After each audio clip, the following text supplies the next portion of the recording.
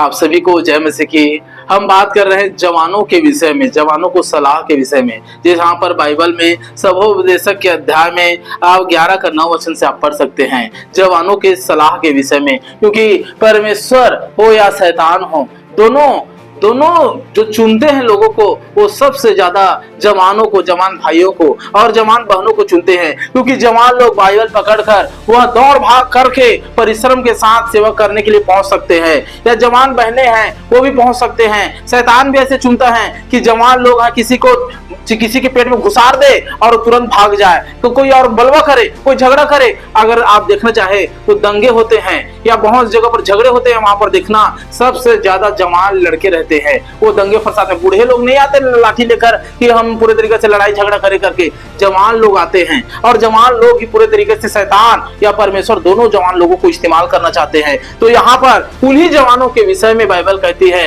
कि तू उन्हें सलाह दे करके, हम उसे ही पढ़ने वाले हैं। हे जवान, अपनी जवानी में आनंद कर और अपनी जवानी के दिनों में मगन रह, अपनी मनमानी कर और अपनी आंखों की दृष्टि के अनुसार चल। अभी तो बड़ा विचित्र बात कह दिया बाइबल में, जो हम देख रहे सबोपदेशक 11 का 9 वचन में, यहाँ पर साफ साफ विचित्र बात कह दिया।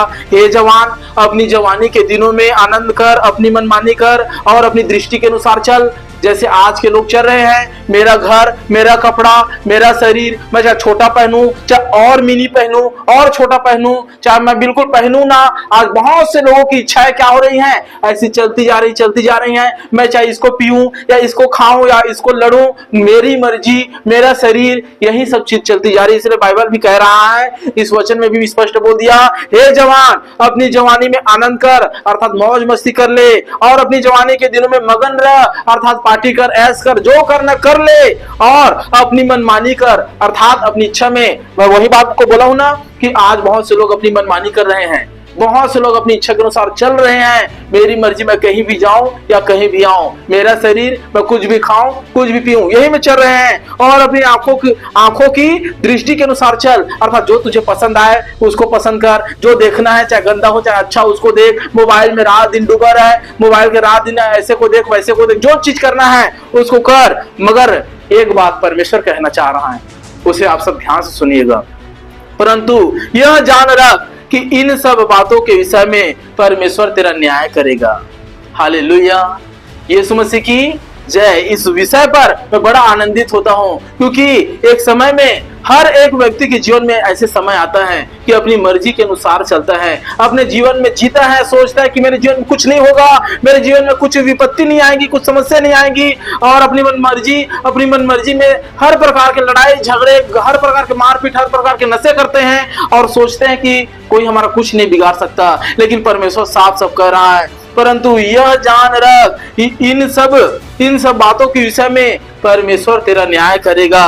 और अपने मन से खेद और अपनी देह से दुख दूर कर, क्योंकि लड़कपन और जवानी दोनों क्या है, व्यर्थ है। क्या बोल रहा है, अपने मन से खेद और अपनी देह से दुख दूर कर। अर्थात एक समय ऐसे आ जाता है जब लोग ये सोचते हैं कि मैं प्रेम में रोगी हो गया हूं, या बहुत से लोग सोचते हैं मैं इस काम को कर नहीं पा रहा हूं। ये चीजों में उलझे हुए रहते हैं पूरे तरीके से, अर्थात कुछ चीज को पाने के लिए कुछ चीज में जिद में अड़ जाते हैं, चाहे वो नशा हो, चाहे वह विचार हो, चाहे और कोई चीज हो। उस चीज में क्या हो जाते हैं, जिद में अड़ जाते हैं, बेवजह दुखी होते हैं। कई लोग तो अपने हाथों को काटते हैं, कई लोग तो ऐसे करते हैं जो सोचते हैं मैं सुसाइड कर लूंगा, मैं ये कर लूंगा, मैं घर छोड़कर चला जाऊंगा, मैं ट्रेन के नीचे आ जाऊंगा।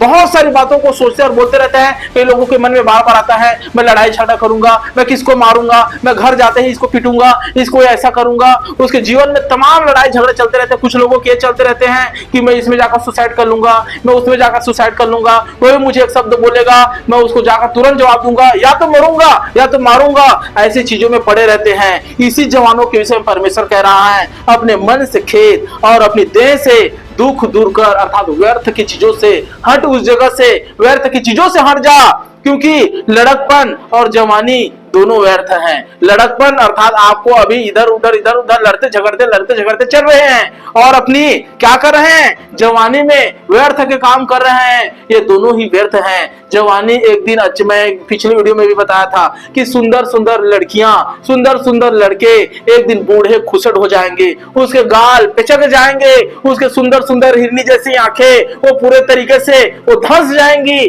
और उसके पूरे तरीके से चिकने चिकने गाल वो पूरे दानेदार और पूरे तरीके से लकीर लकीर वाले खड्डे हो जाएंगे।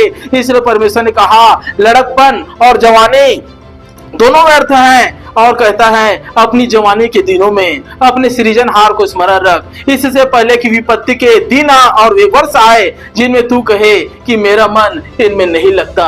अर्थात एक गारंटेड कह रहा है बाइबल कि आपके जीवन में विपत्ति आएंगे। आज जो आप बोल रहे हो आने वाले समय में काटेंगे। आप किसी को धोखा दे रहे हो, ठीक समय में धोखा काटोगे किसी और के हाथ से। आज जब छल कर रहे हो, छल काटोगे। आज किसी को बेवजह जवान है करके जाकर एक झपट मार दो, आपको भी कोई उससे भी बड़ा पहलवान आपसे ज्यादा ताकतवर आएगा और आपको मारेगा। आज किसी के घर को छीन लो, आपके भी घर को कोई ना कोई आएगा और आपको छीनेगा। आज आप किसी को दुख दो, आपको ठीक समय पर दुख मिलेगा, क्योंकि परमेश्वर कहता अपनी जवानी के दिनों में अपने सृजनहार को स्मरण रख, अपने परमेश्वर को याद करते हुए चल। कोई अनर्थ के काम मत कर, ये सब व्यर्थ के काम है और इसके परिणाम बुरे होते हैं। आप बुजुर्गों से जो भले हैं उससे जाकर पूछो कि आपने जवानी में क्या किया, उन्होंने वो बताएगा कि हमने जवानी में लड़कपन कर दिए, व्यर्थ के काम कर दिए और हम जो पाना चाहते हैं उसको खो दिए हैं, हमारा जीवन अच्छा से नहीं बीता करके। इसलिए यहाँ पर साफ साफ लिखा कि परमेश्वर के आज्ञाकारिता के अनुसार चल, वरना विपत्ति के जब दिन आएंगे उस दिन को कहोगे कि मैं ये जॉब को पाना चाहता हूँ, मुझे मिलता ही नहीं है। मैं यहाँ इस स्त्री से शादी करना चाहता हूँ, इसे होता ही नहीं है। मैं यहाँ इस मार्ग पर इस विजय को पाना चाहता हूँ, वो नौकरी को करना चाहता हूँ, ये होता ही नहीं है। मेरे साथ कुछ अच्छा हो ही नहीं रहा है, मेरे साथ क्यों भला क्यों होता ही नहीं है, ये क्यों नहीं हो रहा है? क्योंकि लड़कपन और जवानी में आपने सावधानी नहीं बरता। इसलिए परमेश्वर कहता कि हे जवान, आज आप अपनी जवानी अपनी मन की इच्छा में चल, लेकिन याद रख इन सब घटनाओं का लेखा परमेश्वर लेगा। तब जो बुद्धिमान व्यक्ति है वो क्या करेगा? अपने जवानी के दिनों में अपने सृजनहार को स्मरण करेगा।